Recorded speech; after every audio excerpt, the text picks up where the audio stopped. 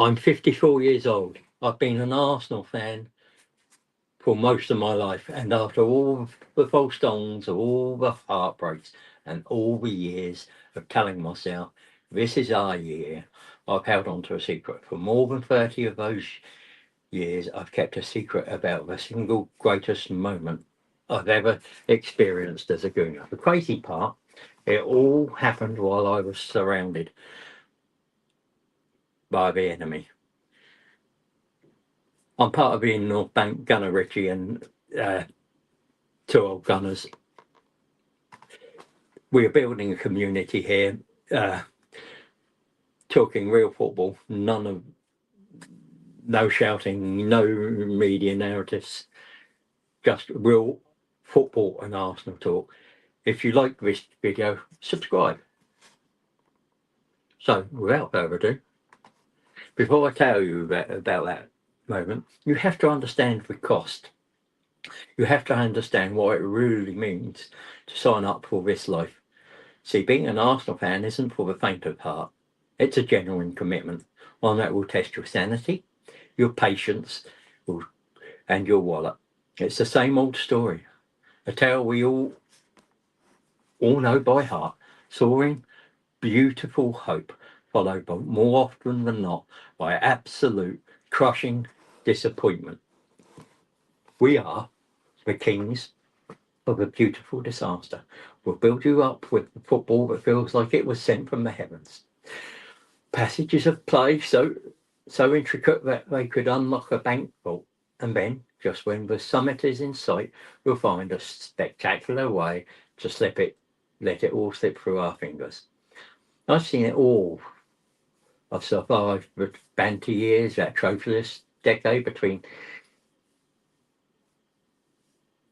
2005 and 14, and onwards, where our only prize was a top four finish. That felt more like a participation medal than an actual trophy. It was a time defined by almost good enough players and moments of sheer absurdity, like signing a midfielder on deadline day who showed up with a broken back, or the infamous 40 million and £1 bid for Luis Suarez.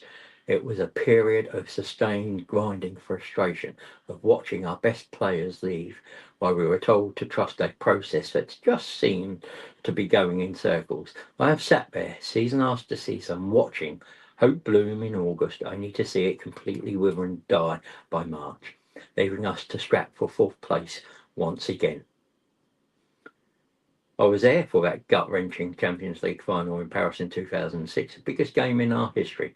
Our one and only time on that stage. We had a defence that had kept a record of 10 clean sheets to get there, but within 18 minutes, our goalkeeper, Jens Lehmann, was sent off.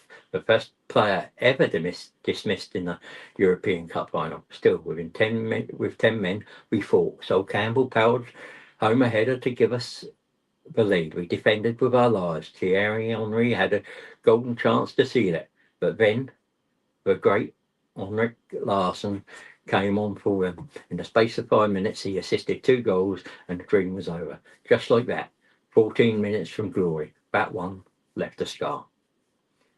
And I've watched title charges collapse in the most spectacular way, most Arsenal way imaginable. None more so than the 22-23 season. We were on top of the table for 248 days, a record for a team that didn't go on to win the title. At one point, we were 8 points clear. The football was the best we'd seen at the Emirates in years, but then came April. A 2-0 lead at Anfield became a 2-2 draw. Another 2-0 lead at West Ham became a 2-2 draw, where Bukayo Saka also missed a crucial penalty. We went 3-1 down at home to the team at the bottom of the league before scrambling a 3-3 draw in stoppage time. Then came the 4-1 dismantling by Manchester City, with Leeds just evaporated. That one really stung. It was a familiar pain, a ghost of seasons past, reminding us all that with Arsenal, joy is often just a warm-up act for heartbreak. And as someone who navigates this world with a disability, the physical effort of just getting to a match can be draining. The travel, the crowds, the challenge of unfamiliar stadiums, it's and cities. It's a mission in itself. You invest your time, your money, your energy, and all of your fragile hope into this club. You defend them in arguments at work, you wear a crest with pride, and in return, they give you so much, and then take it all away in the blink of an eye. The world loves to laugh at Arsenal, the bottlers, the specialists in failure. That label becomes a part of your identity. You learn to embrace the disappointment, to find the gallows humour in it all. You have to, otherwise, it would absolutely break you. But, and here it is, it doesn't break you. It gets close, it pushes you right to the edge, but it never, ever breaks you. And you have to ask yourself, why? Why do we keep coming back? Why, after decades of this predictable, cyclical pattern of hope and despair, does my heart still pound just before kick-off? Why does a goal for the Arsenal, or even a simple tap-in, skillfully feel like the most important thing in the world? What is this strange, beautiful, masochistic devotion? It's because for all the pain, for all the near misses and gut-wrenching collapses, there are moments of such pure, undiluted joy, but they don't just balance the scales, they shatter them into a million pieces. Those moments are fuel, they are the drug, they are the reason you can look at all the hurt and say, I'll do it again. They are the secrets we all carry, the memories that sustain us through the long winters of discontent. And my secret, the one I've held on to for over 34 years, the one that defines my entire life as a supporter, was born on a Friday night, May the 26th, 1989. To truly understand that night, you have to understand that context. It was the final day of the 88-89 season, a straight shootout for the league title between us and Liverpool at their fortress, Anfield. The match had been postponed after the horrific Hillsborough disaster, a tragedy that cast a long, dark shadow over the end of the season. This game was the final act of a deeply tragic campaign. Sorry about that. Back then, Liverpool were an untouchable dynasty. They were chasing a second league and cup double. They hadn't lost by 2 goals at home in 3 years. We hadn't won there in 15. After a late season wobble, our task seemed impossible. Go to their backyard and win by 2 clear goals. Anything less than the title was theirs. Nobody gave us a prayer. And I was there. But I wasn't in the away end with my fellow Gooners. For an absurd stroke of fate, a ticket had fallen into my lap, a ticket for the Kop, thanks to my uncle, the absolute heart of the Liverpool Football Club. I was a spy behind enemy lines. We took the train up, my stomach churning with every mile. My Arsenal scarf was tucked deep inside my coat, a forbidden symbol of my loyalty, and my face was set to carefully practice neutral expression.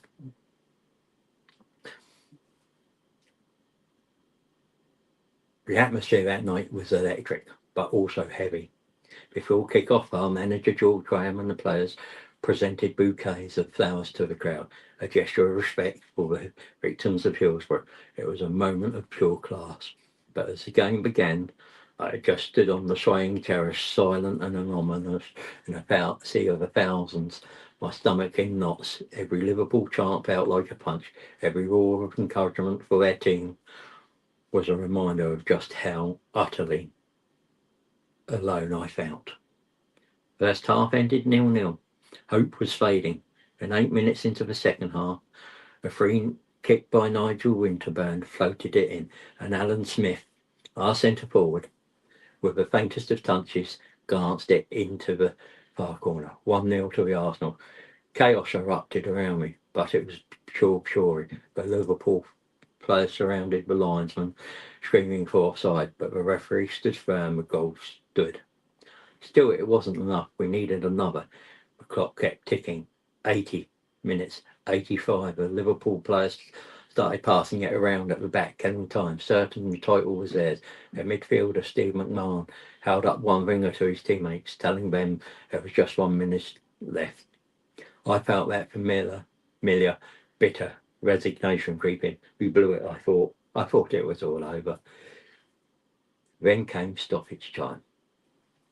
The 91st minute, our keeper John Lukic collects the ball and throws it to our right back, Lee Dixon.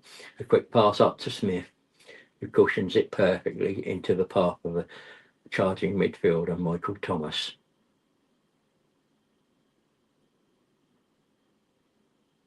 And then, time just slowed down. The world held its breath. Thomas burst through.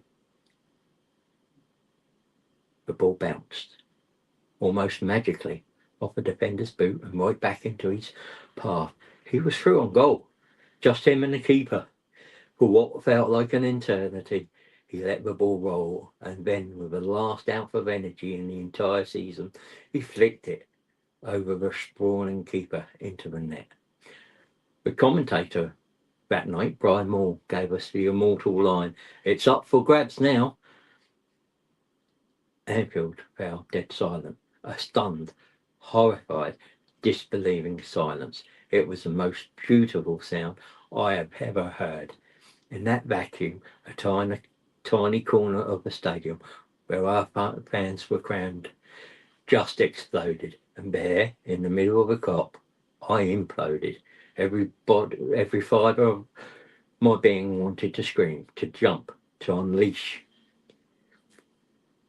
18 years of frustration, but I couldn't. So I just stood there, my fists clenched so tight my knuckles went white. My uncle's arm on my hand on my shoulder,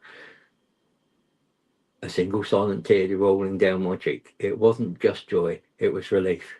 It was a secret explosion that only I could feel. Walking out of that stadium was surreal. The Liverpool fans around me were incredible, to their eternal credit, staying to applaud our players, but I was in my own world. I walked through the quiet streets of Liverpool with my uncle, a conquering hero in disguise, holding the most incredible secret. I had witnessed the miracle from the heart of the disbelievers. That feeling, that private stolen moment of pure impossible triumph, that was mine. That moment in 89 wasn't just an ending, it was a beginning.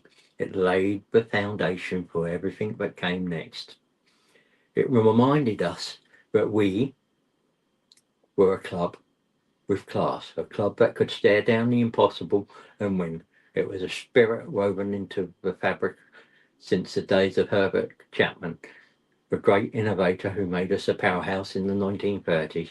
Chapman gave us our iconic white sleeves, pioneered shirt numbers and floodlights, and even got the local tube station renamed Arsenal. He was a visionary. And that flame, reignited in 89, truly burned brightest under one man, Arsene Wenger. Wenger didn't just manage the club, he transformed it. He gave us an identity built on beautiful attacking football. He gave us our legends, Thierry Henry, our record goal scorer who moved like a dancer with a killer instinct of an assassin.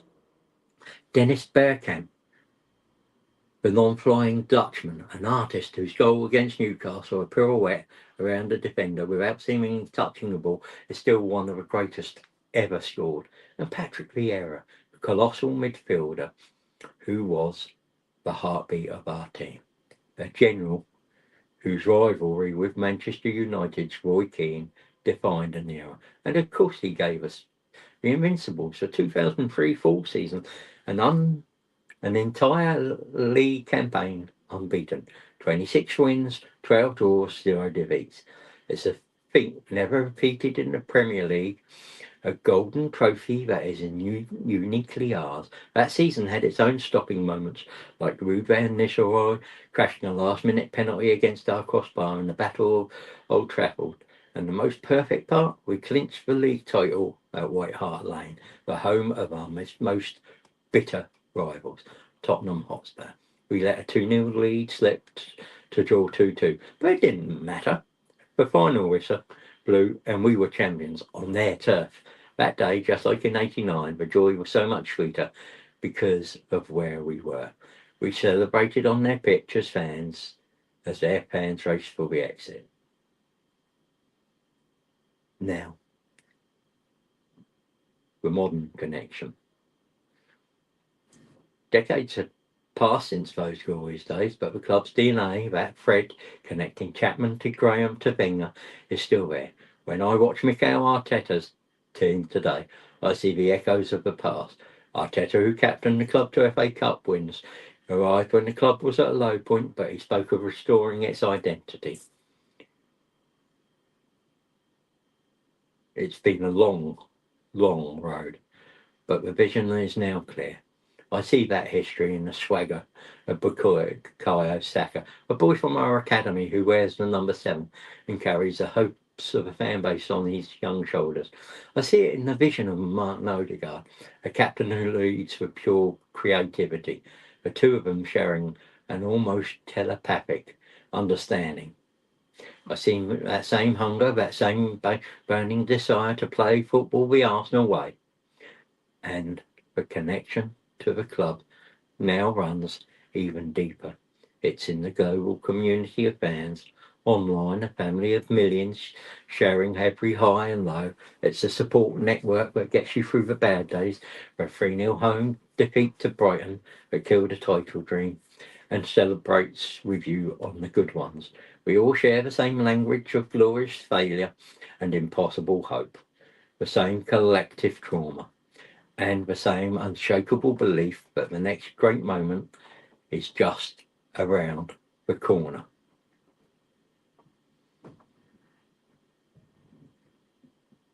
I'll let that sink in for a little. So, what is the best part of being an Arsenal fan, you may ask? It's not the trophies.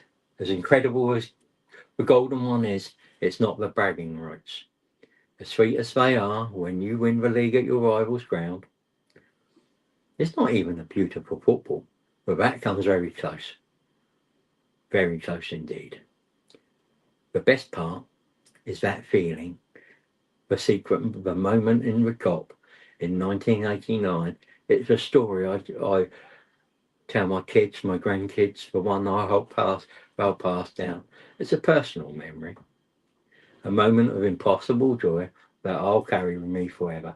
It's a reminder that for all the soul-crushing disappointment this club can put you through, it can also deliver moments of pure, unadulterated magic that last a lifetime.